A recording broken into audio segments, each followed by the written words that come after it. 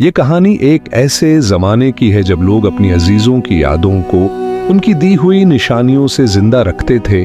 दमिश्क के एक मशहूर ताजिर इब्राहिम बिन साले भी अपने मरहूम वालिद की दी हुई एक नायाब अंगूठी को दिल से अजीज रखते थे। ये अंगूठी न सिर्फ बेहद कीमती थी बल्कि उनके खानदान की विरासत और उनके वालिद की मोहब्बत की उखरी निशानी भी थी। उस अंगूठी का चमकता हुआ नायाब पत्थर उनके दिल में अपने वालिद की यादों को हमेशा ताज़ा रखता था और वो उसे किसी भी सूरत में अपनी उंगली से जदा नहीं करते थे। इब्राहिम बिन सालेह पेशे से एक कामयाब ताजिर था जो दमिश्क में रहता था और मसालों के कारोबार में मशहूर था। गांव और शहर के लोग उससे मसाले खरीदते थे और उसकी ईमानदारी दौर दौर तक फैली हुई थी।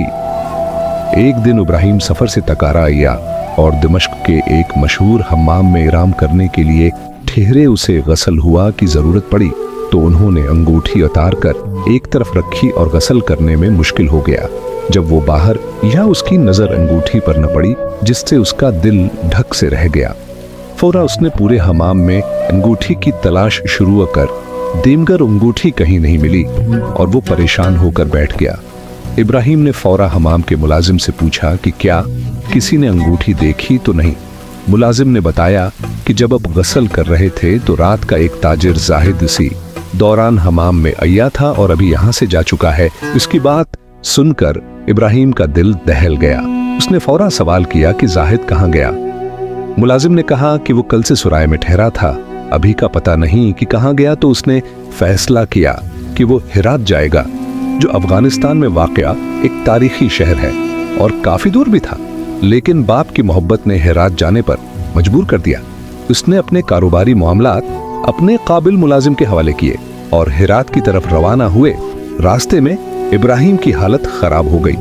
वो बार बार सोच रहा था कि अगर अंगूठी ना मिली तो क्या होगा। उसका ख्याल था कि जाहिद अंगूठी अपने पास रखेगा क्योंकि वो एक चालबाज ताजिर था, लेकिन वो हिम्मत नहीं हारा और हर हाल में अंगूठी को वापस उन्हें का अज़्म कर चुका था। रास्ते में एक दिन इब्राहिम एक घने जंगल के करीब पहुंचा तो अचानक कुछ लटीरों ने इस पर हमला कर दिया। उनके हाथों में तलवारें और धार-धार हथियार थे जिन्हें देखकर किसी का भी दिल दहल जाता। उनकी आंखों में लालच और इरादे खतरनाक थे। वो इब्राहिम से पैसे और कीमती सामान छीनने के लिए बेचैन थे। उन्होंने इब्राहिम से सारे पैसे और सामान छीन लिए।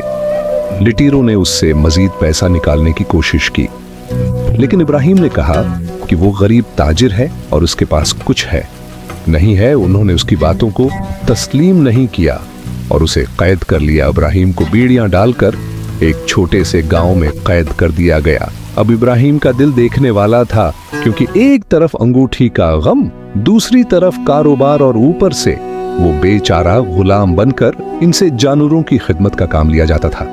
महीनों तक इब्राहिम की जिंदगी सख्त जब्र में गुजरी। वो अपने दिन गुजारने के बावजूद हर लम्हा आजादी की आरज़ू करता रहा। एक दिन लटीरों ने एक कामयाब काफिला लौट लिया जिससे उन्हें बहुत कीमती सामान मिला। खुशी के मारे वो जश्न मनाने लगे और रात को नशे में मदहोश हो गए। इब्राहिम ने रात को इस मौके का फायदा उठाने का फैसला किया। वो आहिस्ता आहिस्ता इन लटीरों की तरफ बढ़ा जिनके पास कैद खाने की चाबी थी। उसने खामोशी से चाबी चोरी की और बीड़ियों को खोलने में कामयाब हो गया। फिर उसने एक घोड़ा चराया और वहां से फिरार हो गया, लेकिन घोड़ा जंगली और बेकाबू था। इब्राहिम के सफर में मुश्किलात खत्म होने का नाम नहीं ले रही थी। रास्ते में कई बार वो घोड़े से गिरा, लेकिन उसने हिम्मत न हारी। थकन, छूंटों और परेशानियों के बावजूद वो आखिरकार हिरात पहुंच गया। लेकिन वहां पहुंचते ही उसकी हालत मजीद बिगड़ गई। वो इतना जख्मी था कि एक अजनबी औरत के बाग में गिरकर बेहोश हो गया। औरत ने जब इब्राहिम को जख्मी हालत में देखा तो फौरा रहम खाते हुए उसे अपने घर ले गई और उसका इलाज शुरू किया। चंद दिनों की देखभाल और इलाज के बाद इब्राहिम की हालत बेहतर हो गई। सेहतयाबी के बाद उसने औरत का तहत दिल से शुक्रिया अदा किया और जाहिद की तलाश में हिरात की गलियों में निकल पड़ा।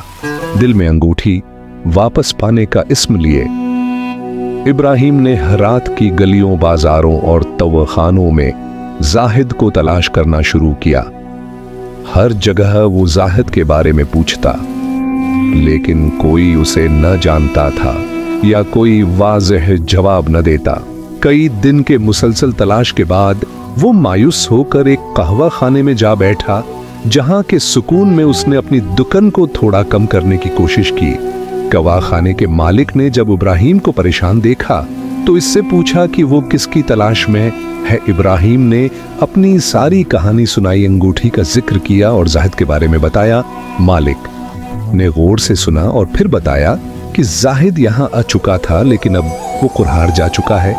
ये सुनकर इब्राहिम के दिल में एक नई उम्मीद पैदा हुई और उसने कंधार जाने का इरादा कर लिया। इब्राहिम ने कंधार जाने में देर न की और फौरा सफर का आगाज कर दिया। कई दिनों के सफर के बाद वो कंधार पहुंचा और जाहिद की तलाश में बाजारों और गलियों का चक्कर लगाना शुरू कर दिया। कंधार की रौनकों के बीच इब्राहिम के दिल में अंगूठी वापस पाने की उम्मीद जिंदा थी, लेकिन तलाश आसान न थी। चंद दिनों की मुसलसल कोशिश के बाद एक सराय में उसे जाहिद के बारे में मालूमात मिल गई। सराय के मालिक ने बताया कि जाहिद मसालों का एक मशहूर ताजिर था और उसके पास कीमती हुमा मसालों का सामान होता था। ये सुनकर इब्राहिम के दिल में यकीन मजीद मजबूत हो गया कि जाहिद ही वो शख्स है जिसके पास उसकी अंगूठी हो सकती है। उसने सराय के मालिक का शुक्रिया है अदा किया और जाहिद की मजीद तलाश के लिए कंधार की गलियों में निकल पड़ा, दिल में एक इज़्म लिए कि वो अपनी खोई हुई चीज वापस लेकर ही रहेगा। आखिरकार इब्राहिम की मुसलसल मेहनत और दुहा रंग लाई। उसने जाहिद को कंधार की एक दुकान में पाया जहां वो मसालों का कारोबार कर रहा था। जाहिद के चेहरे को देखते ही इब्राहिम को यकीन हो गया कि वो अपनी मंजिल के करीब पहुंच चुका है। उसने दुकान के अंदर जाकर जाहिद से अंगूठी के बारे में बात की और आजिज़ी से दरख्वास्त की कि वो उसे वापस कर दे। जाहिद ने इब्राहिम की बात सुनकर पहले तो उसका मजाक उड़ाया और हंसते हुए कहा, अरे वो अंगूठी तो मैं ताक में रखकर भूल चुका था। लेकिन साथ ही उसने एतराज है क्या कि अंगूठी अब भी उसके पास मौजूद है। ये बात सुनकर इब्राहिम को एक तरफ तसल्ली हुई कि अंगूठी महफूज है, मगर दूसरी तरफ जाहिद का रवैया उसे बेहद अफसोसनाक लगा। इब्राहिम ने अपने दिल में गहरी दुआ की कि अल्लाह ताली इस चालबाज ताजिर जाहिद का दिल नर्म करे और उसे अपनी कीमती अंगूठी वापस दे दे। कई मंतों और आजिज़ी के बाद जाहिद ने आखिरकार अंगूठी निकालकर इब्राहिम के हवाले कर दी। अंगूठी देते हुए जाहिद ने हंसते हुए कहा, अगर तुम इतने दूर से न होते तो ये अंगूठी मैंने बेच दी होती, लेकिन चलो समझो कि यह तुम्हारी मेहमान नवाजी हो गई। इब्राहिम ने अंगूठी को हाथ में लेकर सुकून का सांस लिया और दिल में अल्लाह ताली का शुक्र अदा। क्या जाहिद के रवैये के बावजूद इब्राहिम ने नरमी से उसका शुक्रिया अदा किया, यहाँ तक कि उन्होंने जाहिद के साथ दोस्ती का हाथ मिलाया। इब्राहिम अपनी ईमानदारी और बेहतरीन अखलाक की वजह से जाहिद के दिल में जगह बनाने में कामयाब हो गया। एक तरफ इब्राहिम एक सच्चा और मेहनती ताजिर था, जबकि दूसरी तरफ जाहिद अपनी चालबाजी के लिए मशहूर था। लेकिन दोनों के दरमियान ऐसे दोस्ती कायम हुई जो एंगे चलकर रिश्तेदारी में बदल गई। जाहिद की एक खूबरू बेटी के साथ इब्राहिम ने निकाह कर ली। जाहिद ने इब्राहिम की सोहबत में रहकर अपनी जिंदगी के रास्ते बदल दिए और चोरी व धोखाधड़ी से मुकम्मल तौबा करके ईमानदारी की राह अख्तियार कर ली। वक्त के साथ जाहिद है रात के मसालों का सबसे बड़ा ताजिर बन गया, लेकिन वो अपने तमाम मसाले इब्राहिम से ही खरीदता था।